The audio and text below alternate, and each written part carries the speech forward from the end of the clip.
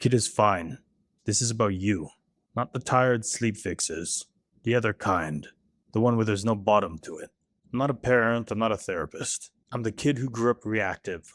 The one who had to learn how to settle his own nervous system decades later than he should have. So today I'm not talking about your kid.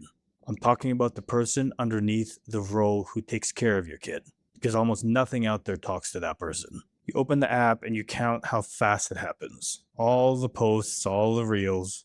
Never say this to your child. 10 phrases that damages kids for life. Notice what all of it has in common. It's aimed downstream, at the kid, at the outcome. They treat you like a delivery mechanism for techniques, not a person.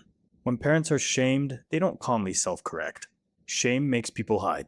Shame brings out the worst in people. They get defensive, and then they push that feeling back out onto the world. It's the guilt, it's the I did something bad feeling that actually moves someone to fix it. A monitored nervous system is a braced nervous system, and a braced nervous system cannot be present, which means the sharpest edge of the parenting advice industry manufactures the exact thing that it claims to cure. It sells you dysregulation and calls it awareness. The same people that put the warning label on cigarette packs issued a formal advisory, not about kids, about parents. 48% of parents say that most days, their stress is completely overwhelming. For adults without kids, it's about 26%. And those numbers are American. I'm Canadian. Nevertheless, the signal up here points in the same direction. I want to tell you about a woman. She was born in a small rural town in the Philippines, shortly after the Second World War. And this isn't a soft place to start a life. Before she was even grown into an adult, she already had to defend her family and herself with her hands through violence. And that was more than once. And this is not a metaphor. She carried anger. She carried pressure. She carried stress. She was reactive. And I want to be careful with that word because I am not handing you a villain. Patterns like hers don't start with the person carrying them. They get handed down through people who were never given a map either. Her own mother was cut from the same cloth. Nobody up that line ever knew what it meant to feel like a whole human being. So nobody up that line knew how to hand the feeling down. And here's the part I want you to actually hear, because it is the bridge for everything. She held herself to a brutal standard of what a mother was supposed to be. And she did that with no phone, no feed, no social media, no algorithm. Nobody was pushing perfect mothers onto her all day long. So let me say the thing plainly. Social media did not invent this. It only exacerbated it. The pressure to be a perfect parent was already sitting inside the house. The feed just took what was already there and placed it on an assembly line. Here is what I believed as a kid. I believed I was the reason why she was in pain. Not only was it dramatic, it was also quiet. Two ends of the same spectrum, coming in to make a totality. Her stress, her anger, the hardness in the house. My small nervous system did the math, and it came back with one answer. This is because of me. I am the problem that she cannot solve. I need to hand this straight to you right now. Because if you are a parent watching, part of you just thought, is my kid doing that right now about me? And I want to hand you what the research actually says. Because it is the whole reason why I am telling you this. Kids do this.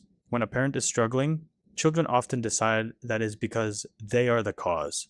There is a study on exactly this. On children who blame themselves for their mother's low moments. And the kids carrying the self-blame were the ones most at risk of developing anxiety and depression of their own. So yes, it's possible that your child has done the same math about you.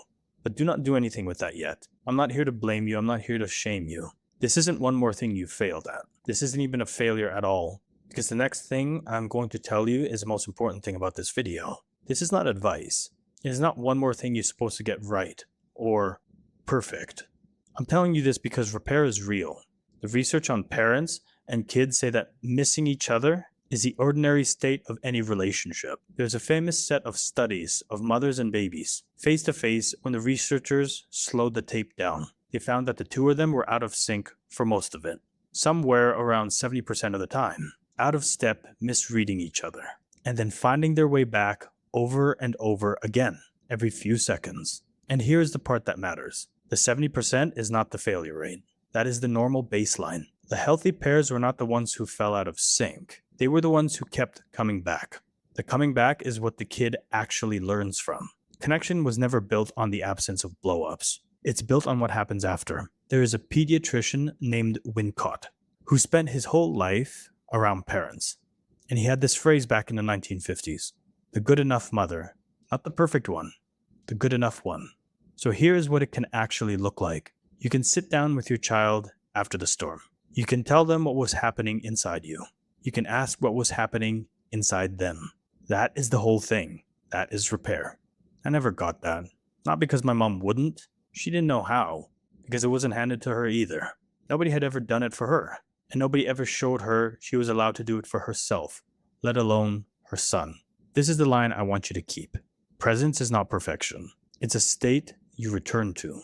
The goal was never to stop missing your kid. The goal is to interrupt it earlier and come back sooner. In the last months of my mom's life, I watched her start to put it all down. The anger, the hardness, the pressure she had been carrying since she was young, needing to defend her family in a town that very few has ever heard of. It did not vanish. It was not clean. And it was not painless. But some of it she got to set down on the ground before she went. She found her own humanity in those last few months that she was alive. I got to meet the person who was underneath all of that the entire time. And I'm not going to sugarcoat this for you. It cost her her entire life to get there. She reached it right at the end, when there was barely any time left to actually live inside of it.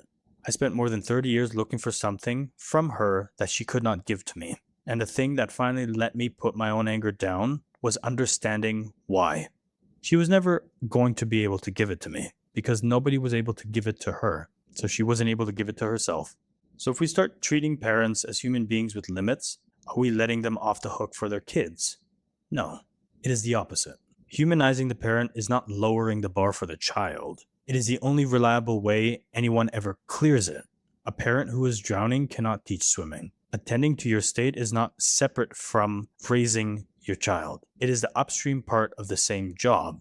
So here is why I actually made this. I'm doing this to speak to you in a way that I wish somebody had spoken to my mom when I was still a child. This is the entire point of everything I build. Someone sitting down in front of the human being behind the parent and saying, I see you. You were never the root of this. You were just where it finally surfaced. And that is exactly where it can change. So I made something. It's called the Reactive Parent Reboot. It's not another parenting task. Not 10 things to fix about yourself before bedtime. It's several minutes that belong to you, the person behind the parent. It's the thing that finally talks to you instead of about you. The link is in the bio and in the description. If any part of this landed, that's where to start. Not for your kid, for you.